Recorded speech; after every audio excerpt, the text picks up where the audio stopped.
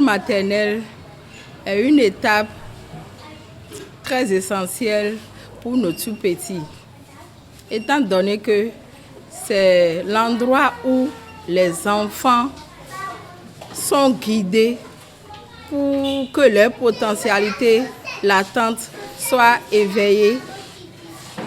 C'est là que l'enfant apprend à avoir le rythme de l'école. Au moins chaque matin, les parents le réveillent pour aller à l'école. C'est là que l'enfant apprend à se socialiser. C'est là que l'enfant apprend à accepter l'autre.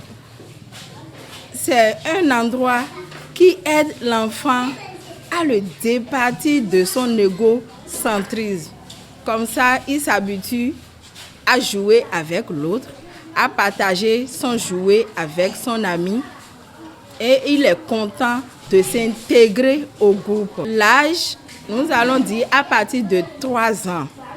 Et l'enfant va rester à l'école maternelle jusqu'à 5 ans au moins pour aller à l'école primaire. L'enfant a au moins 2 ans à faire à l'école maternelle pour atteindre un profil donné avant de commencer le cours d'initiation. Ça aide l'enfant à exercer sa discrimination visuelle. Ça aide l'enfant à détacher ses 5 doigts. Ça aide l'enfant à développer la motricité fine et la motricité large. Ça aide l'enfant à avoir certains réflexes, surtout en matière de santé, pour promouvoir et protéger sa santé. Les parents qui disent que mettre les enfants à la maternelle, c'est jeter de l'argent par la fenêtre, ces parents n'ont pas l'information. Donc, je voudrais prier les autorités compétentes à faire de sensibilisation sur tous les médias et sur les radios dans toutes les langues pour que les parents aient l'information et sachent que envoyer un enfant dans une école maternelle est très bénéfique pour ce dernier. La rentrée comme ça, aujourd'hui c'est le premier jour de la rentrée, il y a beaucoup de pleurs que nous gérons parce que les enfants ne sont pas habitués à laisser les parents et à rester avec un nouveau visage qui est le visage de la maîtresse ou du maître. Donc, gérer les pleurs, c'est vraiment une difficulté. Nous exhortons les parents à parler, à solliciter les enfants, à leur dire à l'avance, même à des moments donnés, la semaine de la pré-rentrée, venir à l'école, là où ils veulent inscrire leurs enfants, se retourner à la maison, parler aux enfants pour qu'ils sachent que bientôt, je vais commencer par rester quelque part avant que vous ne veniez me chercher. Et ça, ce faisant, le jour de la rentrée, on aura moins de pleurs.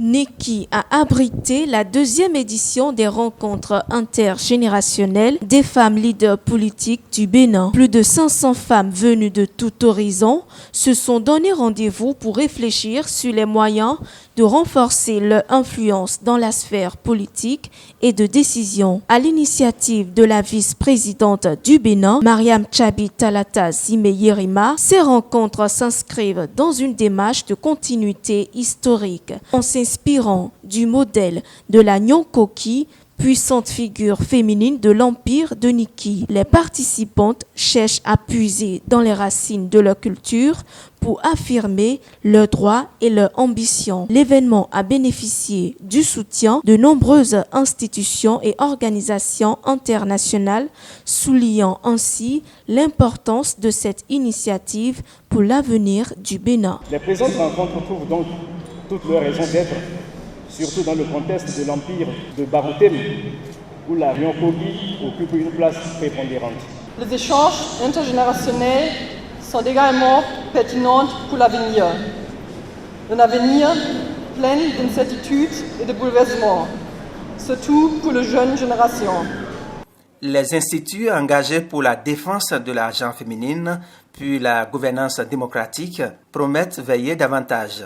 La formation et l'accompagnement de femmes leaders qui deviendront des chevaux gagnants sera au cœur de nos perspectives.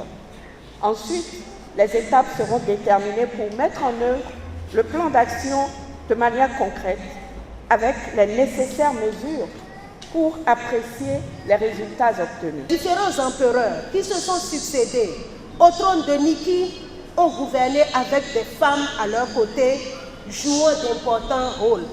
Mais alors, un tel héritage ne mérite-t-il pas d'être conservé? Le président Patrice Talon montre à travers ses actions historiques et inédites que la place de la femme ne se limite pas exclusivement au foyer. La femme a aussi sa place aux côtés de l'homme dans les unités de production, les instances de prise de décision, les associations socio-économiques, culturelles et communautaires. La promotion et la protection de la femme sont donc une question stratégique de développement, une question d'intérêt hautement national. Au président de la République, les femmes béninoises, par ma voix, témoignent leur reconnaissance et expriment leur confiance absolue. Au cours de nos travaux, il ne s'agira pas pour les femmes de s'opposer aux hommes, de les affronter et de les défier sur différents plans. Nous venons à Niki pour rappeler une fois de plus que conformément à nos traditions séculaires, là où on décide de la vie de tous, une place doit être réservée de façon consensuelle à la femme. Cette édition des rencontres intergénérationnelles a enregistré la participation des femmes d'autres pays, notamment de la Guinée, du Sénégal, du Mali et de la Côte d'Ivoire. À travers la rencontre intergénérationnelle des femmes leaders, j'ai compris que la femme est le symbole de la résilience et de la force. Qu'à travers les défis quotidiens de la femme, elle incarne la paix, elle incarne la force, elle incarne la détermination. Le code électoral, le code des collectivités, il faut qu'on ait des textes d'application à tous ces niveaux. Donc, nous demandons à nos sœurs vraiment de tenir compte de tous ces facteurs. Et puis lors du vote, pendant la session budgétaire, il faut que le budget aussi soit sensible aux genre. En général, regardez partout, ce n'est pas ici seulement, partout en Afrique. Les départements les plus pauvres, c'est les départements de la femme. Nous ne sommes pas en train de travailler contre les hommes. Nous allons travailler la main dans la main pour qu'ensemble nous puissions parler vraiment le développement pour que le Bénin puisse émerger tout comme nous l'avons voulu. Et par la grâce de Dieu, avec notre leader charismatique qui est le chef de l'État, qui est vraiment engagé pour la chose féminine, nous allons y arriver. En s'appuyant sur leur histoire et en unissant les forces, les femmes leaders du Bénin écrivent ainsi une nouvelle page de l'émancipation féminine dans leur pays. Monsieur le Président, Mesdames et Messieurs, la tenue de ce sommet témoigne de la volonté collective des pays membres de notre organisation d'affronter les défis de notre temps et de forger ensemble un avenir prospère et durable. Notre monde est en proie à plusieurs crises, notamment environnementales, sanitaires, géopolitiques et sécuritaires. À ces différentes crises, nous pouvons aussi ajouter spécialement celle du financement. Cette conjonction de facteurs n'est pas favorable au développement durable. Elle divise, sépare, exclut, éloigne et fait peser d'importantes menaces sur notre vivre ensemble et surtout sur les pays les plus pauvres. Le multilatéralisme et la coopération internationale s'effritent de jour en jour, ouvrant la porte à un monde clivant où les problèmes se gèrent en silo. Le quotidien l'emportant sur l'avenir et l'urgent sur l'important. C'est dans ce contexte que le sommet de l'avenir, autour de la thématique des solutions multilatérales pour un avenir meilleur, trouve toute sa pertinence. Nous avons donc ce matin adopté le pacte. Il faut maintenant agir. Le Bénin a de nombreuses raisons de se féliciter des progrès réalisés dans la mise en œuvre des ODD. Première nation en Afrique subsaharienne à émettre des eurobonds dédiés au financement des projets à fort impact ODD en 2021, l'engagement du Bénin à atteindre les ODD n'a pris aucun ride. Grâce aux nombreux projets structurants en cours dans le pays, notre pays a enregistré un bond fulgurant ces 8 dernières années, ce qui nous a permis d'engager la transformation structurelle du pays depuis 2016. Dans la même dynamique, une attention particulière a été accordée au volet social, qui a été étendu à tous les secteurs. Ces actions à fort impact nous ont permis de réduire la pauvreté de près de 4 points ces 8 dernières années. Afin d'asseoir durablement cette dynamique, le Bénin, mon pays, travaille actuellement à se doter d'une vision nationale de développement à l'horizon 2060. Mesdames et messieurs, nous vivons en même temps ce paradoxe où nous traversons un monde où les ressources n'ont jamais été aussi importantes, où les avancées technologiques n'ont jamais été aussi fulgurantes, alors que le monde reste prisonnier de la pauvreté. Pour le Bénin, la réponse se trouve dans le multilatéralisme et la perspective planétaire des sujets. Celle-ci doit nous conduire à nous engager tous pour la préservation des biens publics mondiaux, notamment le climat, la sécurité internationale et la stabilité économique. Leur défaut a des effets d'entraînement importants et nuisibles sur tout le système de développement durable. La dégradation de ces biens publics pour un pays, quel qu'il soit, compromet la réalisation de tout le potentiel de prospérité des autres pays dans le monde. Nous devons donc prendre conscience de tous de l'existence de l'effet de ruissellement ou de transmission des bonheurs comme des malheurs.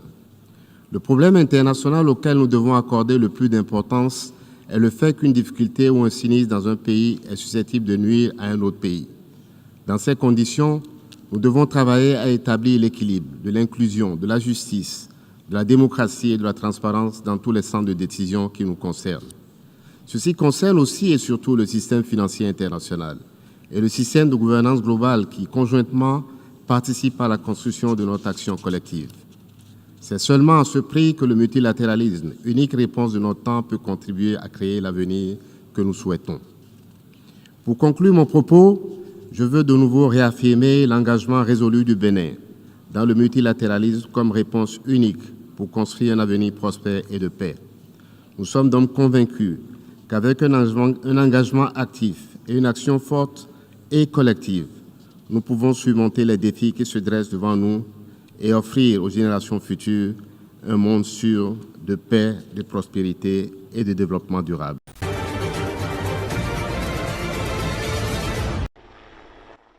En dépit du froid, des centaines de visiteurs se sont pressés au salon aérospatial en Afrique du Sud.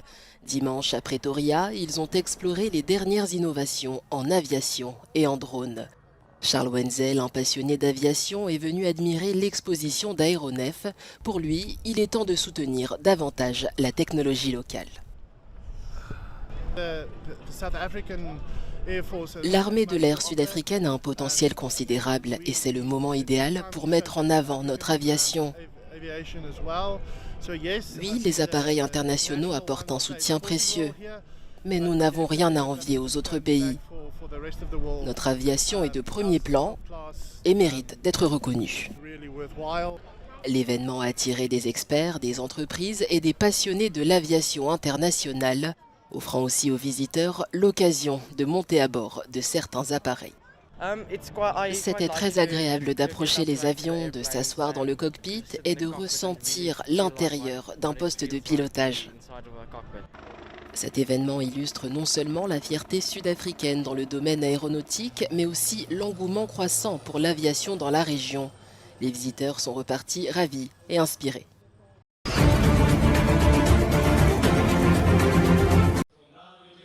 Le Soudan du Sud, riche de sa diversité culturelle, exprime un désir collectif d'un avenir meilleur. Lors d'un événement marquant la Journée internationale de la paix, des centaines de citoyens ont partagé dimanche à Djouba leur aspiration à la démocratie et à la prospérité. À l'occasion, la société civile a souligné l'urgence d'un changement. Notre souffrance n'est pas due au fait que la paix nécessite des millions de dollars. Nous souffrons car nous avons besoin de dirigeants politiques pour dire assez de la violence. Nous n'avons pas besoin de dollars, nous ne pouvons pas dépenser des millions pour acheter la paix. Alors pourquoi dépensent-ils pour acheter des balles et des armes? Pourquoi ne pas investir ces millions pour garantir la paix? Ces mots expriment la frustration des citoyens face à l'extension de la transition et au report des élections. Le vice-président a donc pris soin de rassurer en soulignant l'importance d'un processus électoral fiable. Ce n'est pas une question de désir de pouvoir. Nombre d'entre nous aspirent à ce que le peuple du Soudan du Sud puisse élire ses dirigeants. Mais nous devons dire que cela doit se faire dans un environnement favorable et propice à des élections justes. Si nous poussons à des élections qui ne répondent pas aux attentes de notre population, nous en porterons la responsabilité. Car nous connaissons les aspirations et les besoins de notre peuple. Il est donc essentiel de garantir un cadre adéquat pour que ces élections soient véritablement représentatives et qu'elles renforcent la confiance des citoyens dans le processus démocratique. Le peuple devra attendre jusqu'au 22 décembre 2026 pour les élections tant attendues, reportées après l'annonce du président Salva Kiir vendredi dernier.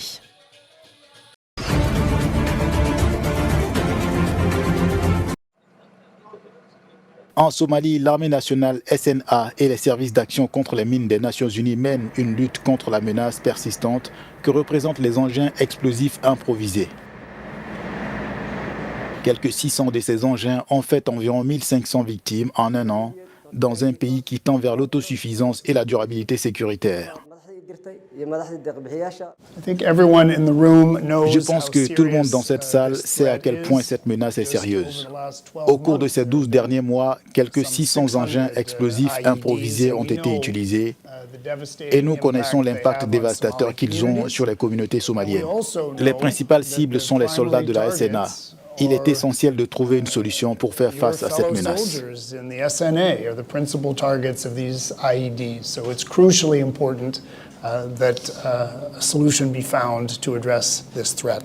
Sous l'égide de l'ONU, une séance de formation est lancée pour un mois afin de renforcer les capacités des formateurs de l'armée somalienne dans la lutte contre les engins explosifs improvisés.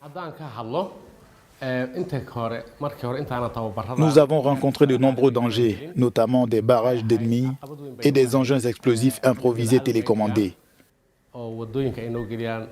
Nous avons perdu de nombreux camarades.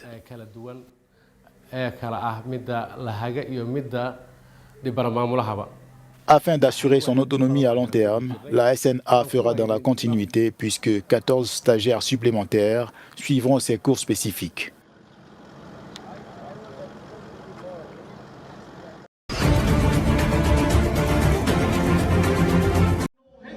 Les forces armées iraniennes ont organisé samedi leur traditionnel défilé annuel à travers tout le pays en commémoration des martyrs de la guerre menée contre l'Irak entre 1980 et 1988. Et le président Massoud Pezeshkian s'est adressé à son peuple. Si nous sommes unis, si nous nous donnons la main, l'usurpateur Israël ne pourra pas commettre les crimes qu'il commet actuellement dans la région.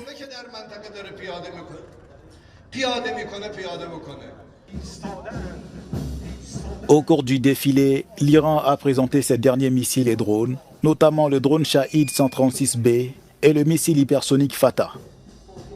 Une version plus ancienne du drone Shahid aurait été utilisée par la Russie pendant sa guerre contre l'Ukraine. La Russie reçoit des drones Shahid de fabrication iranienne depuis 2022. L'Iran a nié avoir envoyé des drones à la Russie depuis le début de la guerre.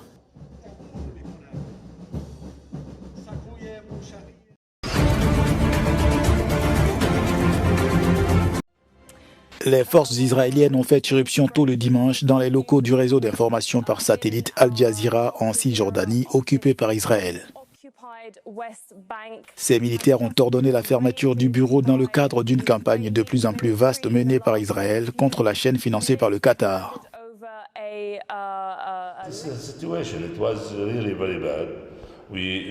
Cette situation était vraiment triste. Nous refusons toutes les excuses des autorités israéliennes, y compris celles de ce bureau. Nous ne pouvons pas nous sentir à l'aise ou satisfaits lorsque vous trouvez 20 ou 15 soldats avec leurs armes à l'intérieur de vos bureaux ici à 3 heures du matin, après minuit, et qu'ils viennent avec l'ordre de fermer vos bureaux ici. C'est ce qui s'est passé. 3 o'clock after midnight, and they coming with order that they closing your office here. And this is a situation. Al Jazeera a couvert en continu la guerre entre Israël et le Hamas dans la bande de Gaza depuis l'attaque du 7 octobre au milieu des offensives israéliennes. Avant ses bureaux dans l'enclave palestinienne, Israël avait déjà fermé Manu Militari, la chaîne Al Jazeera du côté de Jérusalem-Est, depuis le mois de juillet, saisissant du matériel et empêchant ses diffusions en Israël.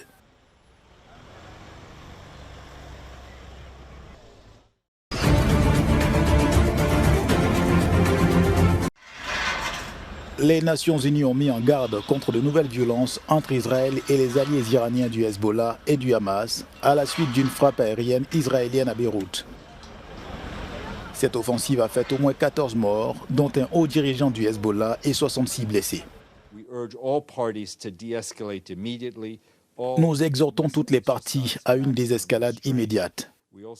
Toutes doivent faire preuve de la plus grande retenue. Nous demandons également aux parties de revenir immédiatement à la cessation des hostilités et appliquer pleinement la résolution 1701 du Conseil de sécurité. La région est au bord de la catastrophe. Tous les efforts doivent être faits pour épargner la poursuite urgente d'une activité diplomatique.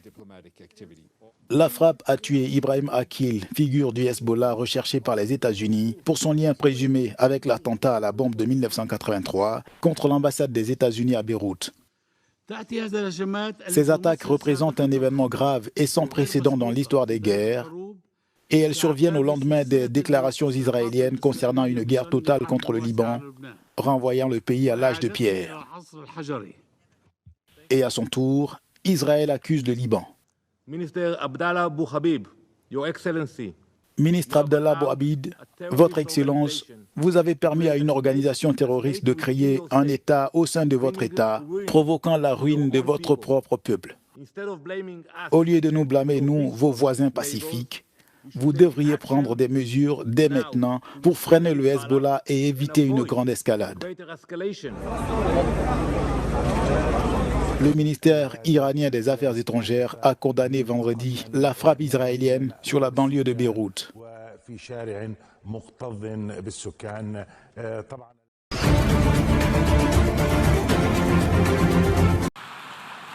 À New York, dimanche, l'Assemblée générale de l'ONU a adopté le Pacte pour l'avenir, un document clé de 42 pages qui rassemble les 193 États membres autour d'enjeux comme le changement climatique, les inégalités et la gestion des technologies émergentes.